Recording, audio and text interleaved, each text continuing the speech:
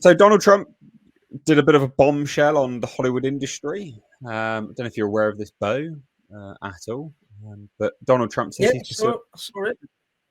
tariffs on movies produced outside of the US. That is basically every single Disney movie because they have fully booked Pinewood Studios for like a decade or something like that. It's insane. 100% tariff is mental. Obviously, now calling runaway production a national security threat. Lots of the movie industry is like balking at all of this and be like, oh, we can't do that and blah blah blah. I mean, you can do this, yeah, you can. Would this potentially damage the industry itself? Yes, but we'll sort of get to that. So here's what happened. So Donald Trump said that he's ordering the US Trade Representative and the Commerce Department to begin the process to impose a 100% tariff on imports of movies that are produced in foreign lands, calling runaway production a national security threat. Trump's comments follow reports that one of his special ambassadors to Hollywood, John Voight, was devising a plan to save the entertainment industry. I have one. For being fucking communist. Stop being subversives. How about that? How about that? Stop telling everyone you hate them. How about that? Stop demonizing your audience. How about that?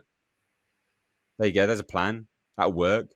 Stop putting a woman in everything unless she's really fit with massive tits like Sydney Sweeney. Right? Stop making men bow down to women in everything. Men are literally the majority movie-going audience. That's a fact. Cater to them. Cater to them. You idiots. Anyway, so Trump wrote on Truth Social, the movie industry in America is dying a very fast death. Where's the lie? Other countries are offering all sorts of incentives to draw our filmmakers and studios away from the United States. Hollywood and many other areas within the USA are being devastated. This is a concerted effort by other nations and, therefore, a national security threat. It is, in addition to everything else, messaging and propaganda. That's actually first and foremost what it is. Therefore, I am authorizing the Department of Commerce and the United States Trade Representative to immediately begin the process of instituting a 100% tariff on any and all movies coming into our country that are produced in foreign lands. We want movies made in America again. So Trump later told reporters other nations have been stealing the movie-making capability of the US. I said to a couple of people, what do you think? I've done some very strong research over the last week, and we're making very few movies now. Hollywood is being destroyed. Now, you have a grossly incompetent governor that allowed that to happen. So I'm not just blaming other nations, but other nations, a lot of them, have stolen our movie industry. If they're not willing to make a movie inside the US, and we should have a tariff on movies that come in, and not only that, governments are actually giving big money. They're supporting them financially. That is sort of a threat to our country in a sense. It's been a very popular thing. Movie makers love it. So, obviously, a lot of people, weren't happy about this. The headline article says it's unclear how Trump's call for 100% tariffs will work, including how they would be implemented. I think it's take the budget and double it.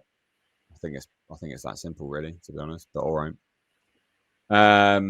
Another issue is when a tariff may be imposed with productions that may shoot parts overseas and parts in the US or do post-production in the US. Trump's existing tariffs do not apply to services, and there currently is a World Trade Organization moratorium on digital goods that is in effect through 2026. I mean, he can change whatever he wants. That, yeah, sure, World Trade Organization. Yeah, he could just be like, no, we're not doing that. I would imagine what he means here is when, say, a movie is like Disney, when a Disney movie is made here for like $200 million, and we give them 25.5% of their production budget back, right? That's what I would imagine it is. That money, right? That expenditure, that tax filing, he's going to look at that and go, well, now it's $400 million. I would imagine that's what he means. Yep. The movie is produced, as in, it's there. They've spent all the money on foreign to the US anyway. Employees, and they've got financial kickbacks from the nation. I would imagine it's that. I don't know, but I would imagine it's that. So, you know, is this right or wrong? Will this affect the film industry? Yeah, 100%. You know, there are a lot of good films that are coming into the US, coming into the West in general, right? Like from other nations, you know, foreign countries, obviously. I mean, the British film industry is some of the best in the world, right? Like the British film crews are some of the best in the world. There is a reason why films shot here and things like that do look significantly different, you know, very, very different, actually. So it will affect that. It will affect the film industry worldwide. It'll actually be better for taxpayers, though. I mean, I'm sure British people would love to not pay and subsidize Disney constantly, you know, for the tune of hundreds of millions of dollars. That'd be fantastic. You know, that'd be great. And ultimately, whether I agree or disagree with it, it's very much US focused, protectionist for the US, trying to bring everything back into the US, which if you are from the US, that's a good thing, right? Like that's good. He wants it to go to US crew. He wants it to go to all of that, which that's not bad. You know, like we have just now recently, the UK signed a massive trade deal with India. We're not going to benefit from that at all. In fact, and I'm not going to get too into it because it's pissed me off so much, hence why I'm really abusive on Twitter tonight. We're exempting Indians that work in the UK from paying national insurance. But we, the taxpayer and employers, have had a national insurance hike. Oh, thanks. Well done. Thanks, Keir. You raging cunt.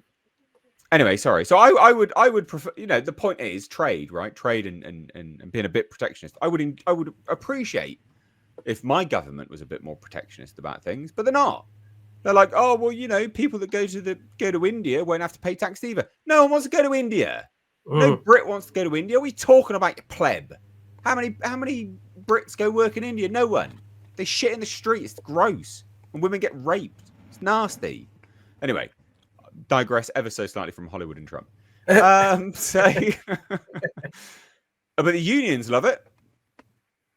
The unions love it. Teamster's statement on President Trump's union job protecting film tariffs. Basically, we will fillet you, Trump. We love you, is basically what they said. They're happy about it. Yeah, we will fillet you. That's basically what they said. Yeah. They love it. In this country, it's the weirdest change. Apparently, all the people who actually work in labor all of a sudden decided to become Republican. It's the weirdest thing I've ever seen. Because it used to be the blue team that was supposedly said to be for the worker. Of course, they also founded the KKK. But regardless, when you look at this, they've flipped to the right. It's insane. Plus, none of their workers like this idea of people, you know, deciding to change their gender on a daily basis. So there's a lot of realignment happening in my country. I'm hoping yours has some very soon. And if there's some way I could help, let me know. But regardless, this situation, when this letter dropped last evening, really hot friend. Say again. You said if you could help, let me know. Do you have a really hot friend? Of course I do. Yeah, banging hot, blonde, big tits. Sure. Can you introduce me to get a green card? That'd be great. I don't know about you could line up the green card if things go well with her, but yeah. Anyway, so excellent.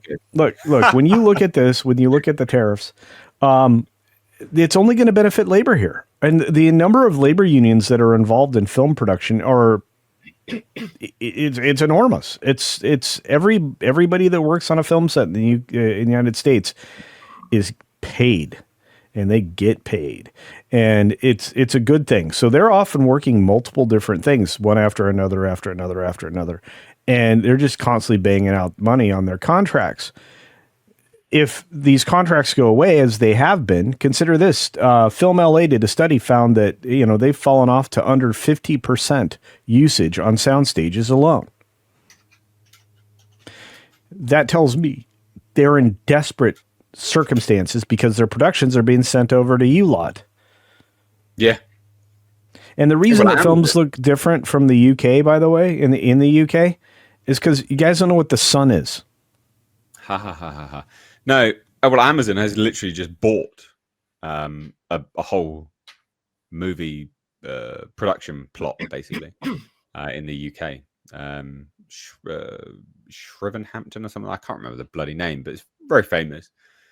Basically, another Pinewood Studios. Amazon bought it because obviously they're filming a lot of stuff now. They bought a military base in New Jersey to convert it into sound stages and shooting location.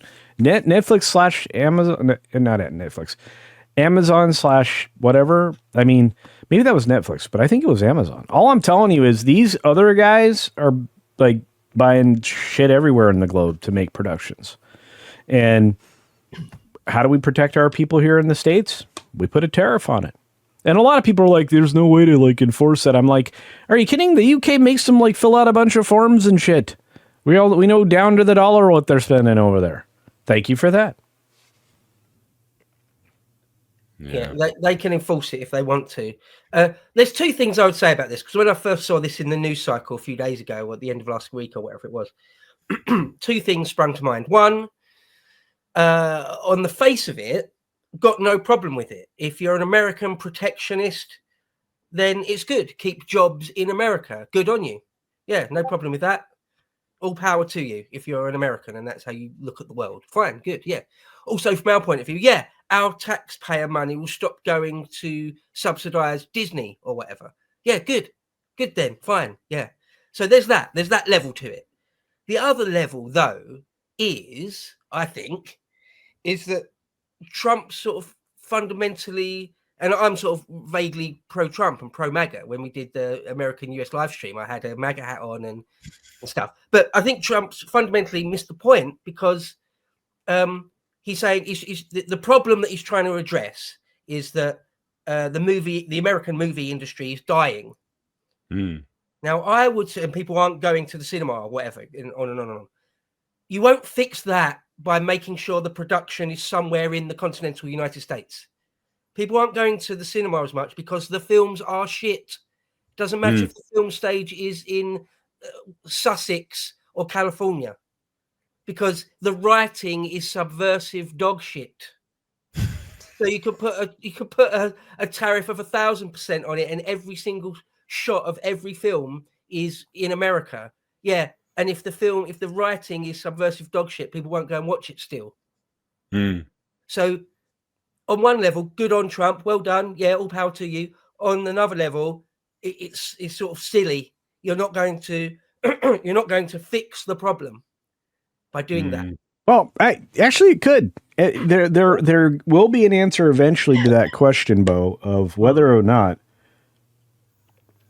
there is only a certain amount of money you can throw at dog shit and keep trying to see if it'll land somewhere.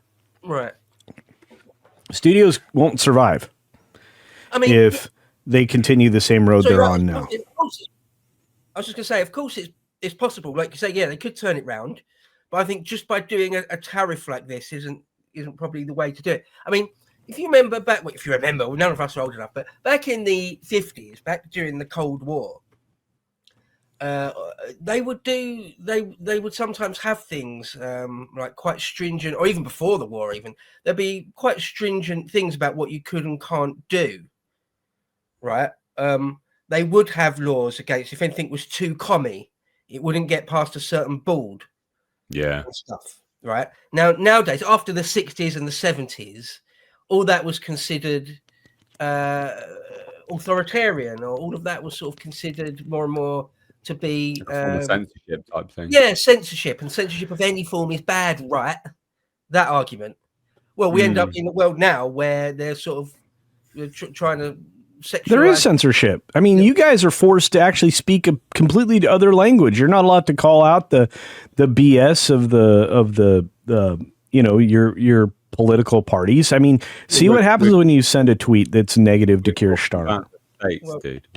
States and film. Wait, sorry, slightly two different things. Yeah. But yeah, of course, we still have censorship now, but it's in a different. It's chalk and cheese. We talk about two fairly different. Sure. Yeah. point is that if Trump wanted to genuinely stop the bleeding from Hollywood or from the US film industry, if he genuinely wanted to sort of breathe new life into a new golden age of Hollywood, or however you want to say it, it would be very difficult, but somehow trying to make sure that the writing isn't subversive neo-Marxist stuff. Well, it's much more difficult. It's much easier for the president just to slap a tariff on something. Yeah. Sort of easy. Yeah, no, indeed. And look, I mean, I know a lot of the talking points are going to be like, well, the cost of movies are going to double. No, they're not. No, they're not, because the studios will stop making them in foreign countries. It's that easy. Look, where did the jobs go everywhere else? Well, because it was cheaper for companies to be allowed to offshore jobs. And it's not just our nation that became a non-industrial power. The UK has the same problem. Most of the free countries do. And it's like the globalist ideas dropped everybody down. You know, the only people that benefited were the companies that were flailing about anyway. But they were flailing about because of poor leadership and ideas. And it didn't improve their leadership or ideas. If anything, it made China more powerful and, you know, less capable. I mean, they got a lot of work done. They built an economy. They built a lot of tofu dreg. I mean, right now in their country, their infrastructure is falling apart that they've built over the last 30 years. It's literally falling apart. The concrete is disintegrating on bridges and such. So they didn't get better. They stayed corrupt. They didn't follow they didn't have any ethics behind it. They have capitalist movement, maybe of some sort. It's Chinese capitalism, but they didn't have the ethics behind it, nor a structure that would make them be good people or you know, produce good things. You know, so for years in the States, we've been buying up the tofu dreg of these toys, these appliances, and all this other crap that didn't last half as long as it used to last back when we built them here in the States. I literally, in one of the properties that I own, had a refrigerator from the 1950s that was still working up until recently. So I have an oven from the 70s in one of my other rental properties that literally was there when the house was built in 1977. I was 7 years old when that oven was installed. You see what I'm saying? That things were built better, of higher quality, all of that. I know we migrated a shitload. The whole point being is what's happened is with globalism is we've allowed for the lowest possible quality for things, the lowest common denominator across the board. And we allowed that mentality to invade or infiltrate or corrupt the other countries the Western world was made up of. And that's why we are where we're at. So if you want to talk about films going to crap, look, we have to look at our institutions, our governance of all of these things. And we end up in a position where we have unsatisfied citizens who can't work, can't produce the American dream or the British dream. I don't know what you guys call yours. Well, we don't have the British dream, but I guess the point the point Bo is making is that you will not actually be able to fix the film industry because the film industry is a byproduct of the heads of certain departments and ingrained in these sort of institutions of Hollywood that are incredibly left-leaning. So you actually won't be able to fix it. But his attempt to fix it is simply tariffs. It's much harder to fix cultural issues, and Hollywood has an incredibly left-wing culture. They do. They've always been red. But you don't. Yeah, I don't know how actually he's going to fix it then, to be honest. No, he doesn't give two poops about Hollywood. Georgia makes amazing stuff. They have incredible artisans there, just like you guys do in Pinewood in the UK. I think he does care about Hollywood because it's an industry and it's a big industry for America. Yeah, but the studios a lot of wealth for America, so I think he does care. He cares about the film industry. Yes. Does he care about LA? Maybe not so much. Those 19 blocks are a source of a lot of problems. And Well, and again, it's entrenched ideology is one of them. But you say that, but I think actually, you know, I think he does care, because if he could win voters, I think that's nothing but a good thing. I mean, he is winning voters. You've got the unions, you've got the unions siding with him. I mean, that's but a good thing. Just the suggestion of a tariff, and here we are with the union support. Yeah, but I mean, ultimately, there are certain films that physically cannot be made in the US, right? No matter what. Lord of the Rings, for instance, you don't have the terrain, the topography. You just don't, right? Like New Zealand was incredibly unique in that, and that would have had 100% tariff. You're right, but it doesn't now. It doesn't. It wouldn't until this actually would take effect. Again, the suggestion of tariffs is driving this conversation. Yeah. No, I know. But you've got to. You can't call his bluff, because he will probably do it. Because it's a much more difficult thing. I mean, art imitates life. So whatever Hollywood pumps out is a reflection of their culture, thinking. Even if it's a shitty, only a small bit of Californian culture. It's not all of American culture. It's not all of Western culture. But anyway, nonetheless. So now that's very, very, very difficult for something like Congress or the office of the president to deal with. Because someone's in the chat said, after I last spoke, they mentioned, like the McCarthy era. Yeah. So if Trump wanted to actually deal with the true cancer at the heart of why Hollywood is dying, it would have to be something like that. And that is always quite unpopular with sort of normies, sort of people that aren't particularly politically aware one way or another. They just see that as oppressive. I mean, I've written a fair bit about McCarthy, the actual man McCarthy, and what he did, McCarthyism, and like it wasn't even that strong. Like he accused a fair few people of being members of the Communist Party, and a lot of them were. Right nowadays, lefties want to like make McCarthyism as though it's just a byword for 1 inch away from being a Nazi, and it wasn't at all. It wasn't at all. He tried to clear out the State Department, which was riddled with Stalinists. Right? I consider Joe McCarthy more of a patriot than anything else. Anyway, lefties, if you try to do anything like that, if you try to, McCarthy didn't insist people write scripts a certain way. Nothing like that. He didn't come close to anything like that. He was trying to wheedle out actual card-carrying communists. So if Trump tried to actually sort of pass legislation to force Hollywood writers to not write certain things, it would be extremely difficult. It'd be, I imagine, it would be extremely unpopular with a lot of most people, probably. Okay, but it comes back to the marketplace is always going to be my argument. If people don't go and consume that, the problem is we have financial institutions who are willing to underwrite that, which would include BlackRock and all these compromised, massive institutional investment houses.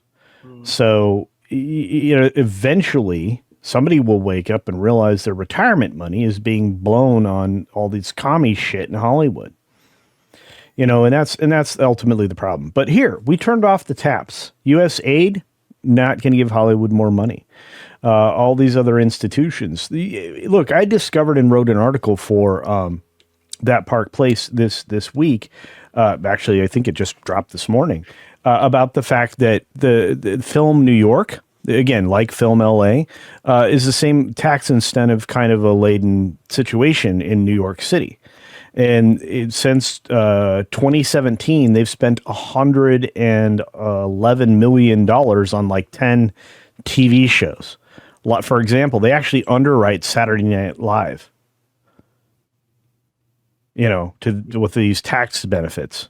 Right? Some shows wouldn't be on the air anymore if they didn't have these tax incentives. So are we better off for the tax incentives, or are we not?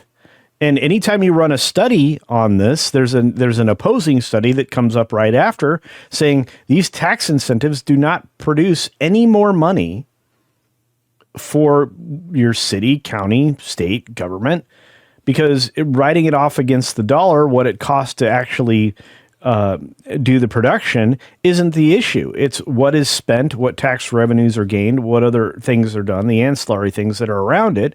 And oftentimes it costs 30 cents for every dollar of tax incentive you give somebody, at least in New York City. That's the whole point, right? So the value of you supporting something or not leaves it on the air or doesn't, or allows for it to be produced or not. But ultimately, the whole point of those incentives are to generate more revenue and tax revenue in your area. That money is going to be respent multiple times over and employ people and, pay the sandwich vendor down the street and all this other stuff.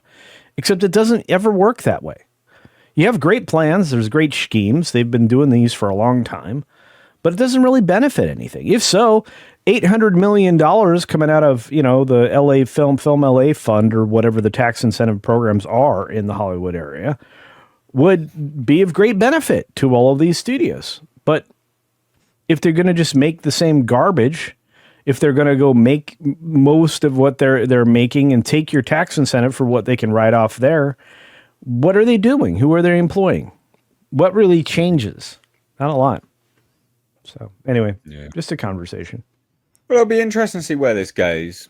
Yeah. Just to sort of where that sort of where the coin eventually lands, heads, tails on its side. Yeah, it will be interesting. It's kind of like a watch this space scenario, but yeah, I mean, you could talk for hours about this. To be fair, it's just about the entire institution of Hollywood itself and everything involved. So, guys in the chat, we're obviously really only just scratching the surface of this, because this is you could debate hours and hours and hours just on this alone. So. But my ultimate argument, as we were closing this out the first time, is the same one. This is the hint of a tariff. This is a suggestion. There's nothing concrete. Yeah, no, I get it. I mean, I guess the point is that he's notifying Hollywood that they're on notice, right? Like it's the eye of Sauron. He's beaming down on Hollywood at this point in time. They need to realize, get their shit together. I guess is it's the warning potentially. Right? Yeah. Threat. Well, I mean, hey, we're going to tariff you, Canada. We're going to tariff you, Canada. Could you close up the border and stop people from bringing fentanyl over there from China over here? That'd be great. Thanks. Sorry, it's the truth. Yeah. Well, it doesn't always work out in his favor, but yeah. But I think that's what it is. Basically, it's the, hey, I'm watching you, Hollywood. I'm noticing, I guess, is the point that he's making, isn't it? Any further thoughts, Bo, just before we close out? Yeah, no, I mean, as you say, it is actually, or could easily be, a much bigger discussion about like the nature of freedom of expression and all those sorts of things. And is it the market, or is it actually people like BlackRock? There's so much that could be said. We could talk about this for hours, but we'll see. And as Coach said, he's not even actually put the tariff on. He's just saying he might. It's just a threat at the minute. And even that is moving the discussion massively. So, watch this space. It's absolutely, see what happens. Yeah. Yeah. And this is why I love this show, by the way, because we talk about this stuff. So, well done. All right, excellent. We will move on now.